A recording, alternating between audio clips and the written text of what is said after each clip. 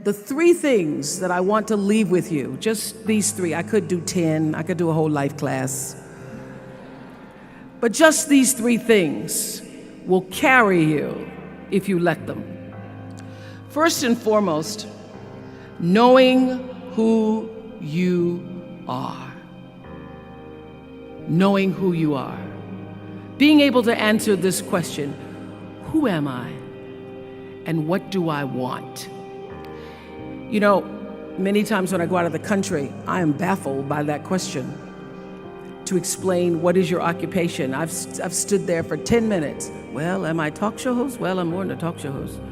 Am I a businesswoman? I'm a businesswoman. I'm more than a businesswoman. Am I an entrepreneur? I'm more than an entrepreneur. So I just leave it blank or self-employed. So I'm not asking for the roles that you play as daughters. I'm not asking that question. What are the roles that you play as a daughter, as a friend, as a sister? You're going to be a lawyer, you're going to teach, you're going to be a pharmacist. I'm asking the bigger question of who am I? Who am I really? My answer is I am God's child. I am that which is born of all that is. I am, as Pierre de Chardin said, a spiritual being having a human experience, come trailing the breath of the ancestors yet, but trailing the breath of the angels. And understanding that because I am connected to the source of all that is possible for me. That's who I am. And what do I want?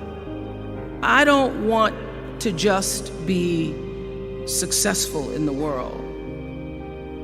I don't want to just make a mark or have a legacy. The answer to that question for me is I want to fulfill the highest, truest expression of myself as a human being. I want to fulfill the promise that the Creator dreamed when He dreamed the cells that made up me. Number two, you must find a way to serve. Martin Luther King said that not everybody can be famous, but everybody can be great because greatness is determined by service. Now, we live in a world where everybody wants to be famous and where we admire people for just being famous. We think being known brings us value. The truth is, all of that will fade in time. In 3 years, you won't be able to name the housewives of Atlanta. The real truth is that service and significance, service and the significance that you bring to your service is that which is lasting. So to be able to, whatever your occupation or job or talent or gift is, our honorees today getting doctorate degrees, to apparently opposite fields, HIV and AIDS and the spoken word. But what they have in common is service, using the spoken word in service to community and the world, using your knowledge and information about HIV and AIDS and medicine in service to the world. And if you look at all the most successful people in the world, whether they know it or not, they have that paradigm of service. Everybody's talking about Mark Zuckerberg and the IPO. Service. Jay-Z rapping. Service. Through the word, to people, through song. For many years, I was really just happy to be on TV, and people would stop and say, "Oh, you on TV?" "Yeah, I'm on TV. I like being on TV. It's a nice job." And it was about the time that I received my honorary doctorate from Spelman around 1993. So I don't know if that had something to do with it. I thought of myself as Dr. Winfrey.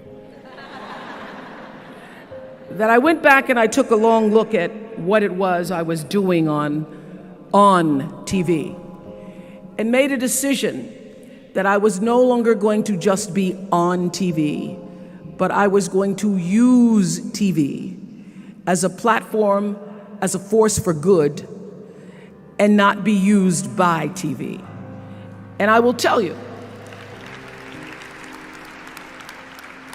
my decision to make that significant change in the way I operated on television, using television as a service, changed my career exponentially. Service through medicine, service through art, using whatever it is you produce, your product, as a way of giving back to the world. When you shift the paradigm of whatever it is you choose to do to service, and you bring significance to that, success will, I promise you, follow you. Service and significance equals success. Number 3, it's so simple, but so hard to do. Always do the right thing. Always.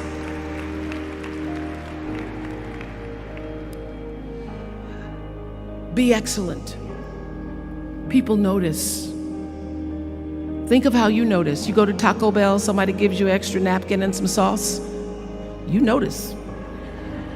You want to go back to that person, because even at Taco Bell, excellence shows itself.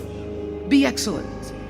Let excellence be your brand. Everybody talks about building a brand. I never even knew what that was. When people say, you're a brand, I would say, no, I'm just Oprah. What I recognize now is that my choice to, in every way, in every example, in every experience, to do the right thing and the excellent thing is what has created the brand. Years ago, I did an ad for Revlon for an ad they were doing called Unforgettable Women. And what I know is that when you are excellent, you become unforgettable. People remember you. You stand out. Regardless of what it is, you become an unforgettable woman. And that is what we all want. We want to be unforgettable and not forgettable. So doing the right thing, even when nobody knows you're doing the right thing, will always bring the right thing to you. I promise you that. Why? Because the third law of motion is always at work. For every action, there's an equal and opposite reaction. That is so true in all of our lives. That's what Newton said. Celia in The Color Purple said it. Everything you even try to do to me, already done to you.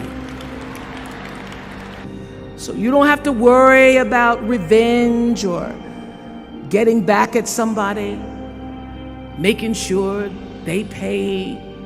You just have to do the right thing, and the right thing will follow you even when people don't support it. People don't always like you, and they're not always happy for you.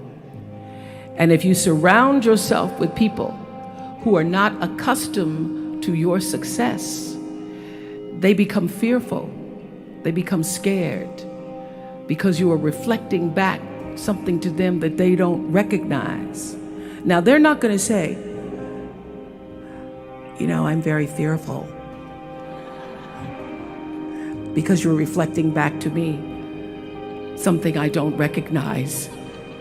They're going to say, you know what they're going to say? They're going to say, who she thinks she is. Who she thinks she is. That only happens when you are around people who do not mean and want and aspire to the best for you. People who want the best for you want you to be your best. So my greatest advice to you is to surround yourself with people who are going to fill your cup until your cup runneth over.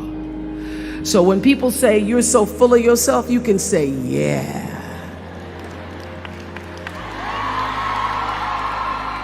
Yes, I'm full. I'm so full, my cup runneth over.